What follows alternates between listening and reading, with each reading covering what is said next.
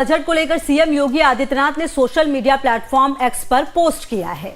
CM ने लिखा है कि आदरणीय प्रधानमंत्री नरेंद्र मोदी की यशस्वी नेतृत्व में मातृशक्ति और समाज के अंतिम पंक्ति के सभी वर्गों के उत्थान का मार्ग प्रशस्त हो रहा है। केंद्रीय वित्त मंत्री निर्मला सीतारमण द्वारा आज प्रस्तुत आम बजट में आगामी 5 वर्षों में 5 लाख महिलाओं, अनुसूचित जाति और जनजाति वर्ग के उद्यमियों को 2 करोड़ तक का टर्म लेने की जो योजना है, उनके सशक्तिकरण, आत्मनिर्भरता और समृद्धि की दिशा में एक महत्वपूर्ण कदम है।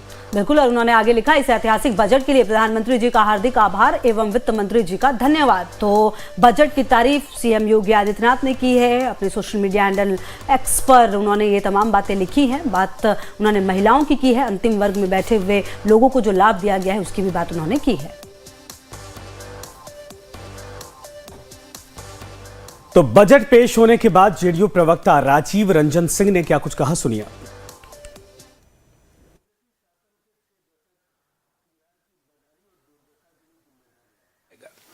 हम ये मानते हैं कि आधारभूत संरचना, शिक्षा, पर्यटन और कृषि के क्षेत्र में बिहार की जो अपेक्षाएं हैं वो पूरी तरह से ये बजट उस पर खरा उतरा है।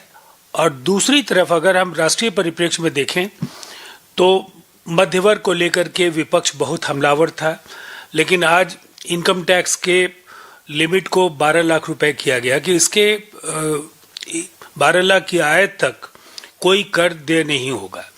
टीडीएस के सरलीकरण और अनेक ऐसे बड़े फैसले लिए गए जिसमें कैंसर जैसे असाध्य रोगों के मरीजों और अन्य इस तरह की बीमारियों के 36 दवाओं को बेसिक कस्टम ड्यूटी से उसे मुक्त किया गया है।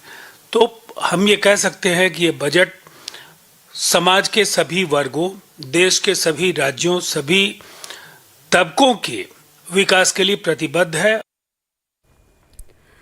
वहीं बिहार के पूर्व वित्त मंत्री अब्दुल बारी सिद्दीकी से हमारे संवाददाता अमित सिंह ने खास बातचीत की है। सिद्दीकी ने कहा कि इस बजट से न तो पलायन रुकने वाला है और न ही रोजगार मिलने वाला है।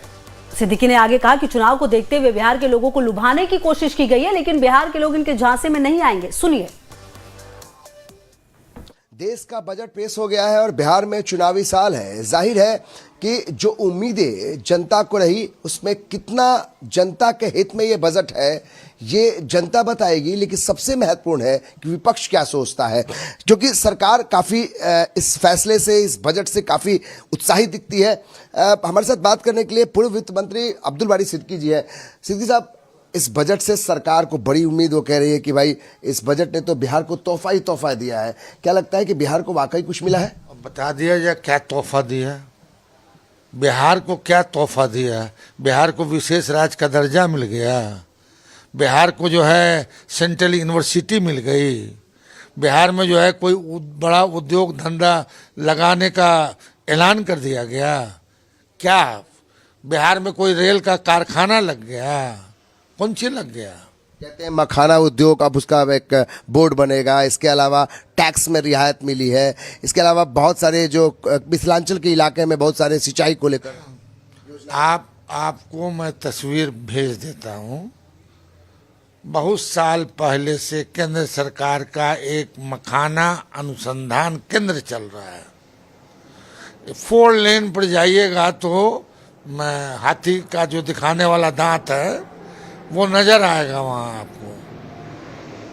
तो मखाना को, अरे भाई आप कहिए ना कि भाई इलेक्शन है 25 में, तो बिहार की जनता को जितना मूर्ख समझते हैं कि साहब इलेक्शन है और नई नई घोषणा कर दीजिए, समझ गए। अरे आप, हम आदर करते हैं माननीय वित्त मंत्री जी का कि साहब कम से कम पॉलिटिक्स के तहत ही तो मिथिला की साड़ी पहन के पार्लियामेंट में गई। आप ही का तो क्षेत्र है मिथिला। बता रहे हैं, अब आप बता रहे हैं कि भाई हम पैदा हुए हैं, रहे हैं, बड़ा हुए हैं, जीते हैं, हारे हैं, सब हैं वहाँ से। मगर ये भी कम से कम मिथिला का आदमी नहीं देख रहा है कि मिथिला का मजदूर ट्रेन के बोगी पर चढ़ के जो है दिल्ली जाता है, मेरठ जाता है, फिर आपको बनारस जाता है, बेंगलोर जाता है, बॉम्बे जाता है, और कितना लोग अपनी जान गंवाता है।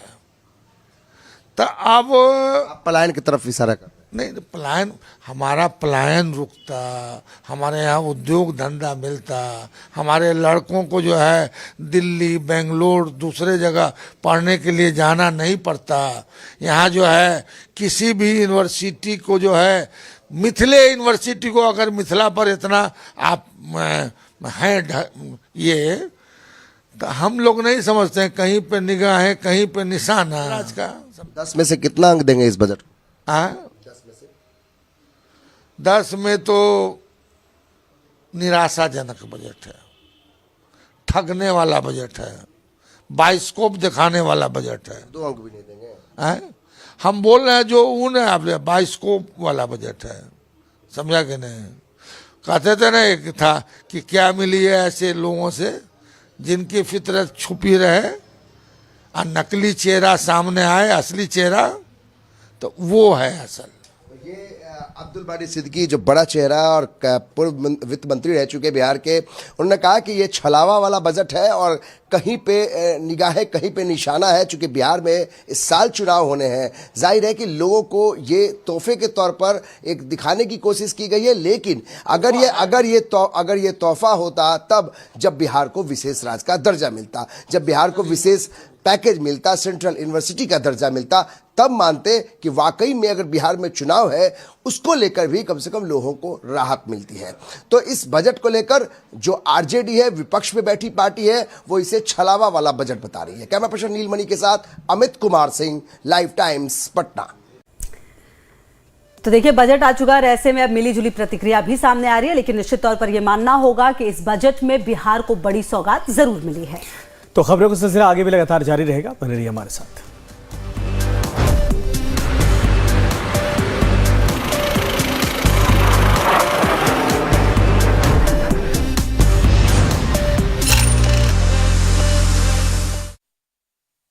विश्व के सबसे बड़े सांस्कृतिक समागम महाकुंभ प्रयागराज में अग्नि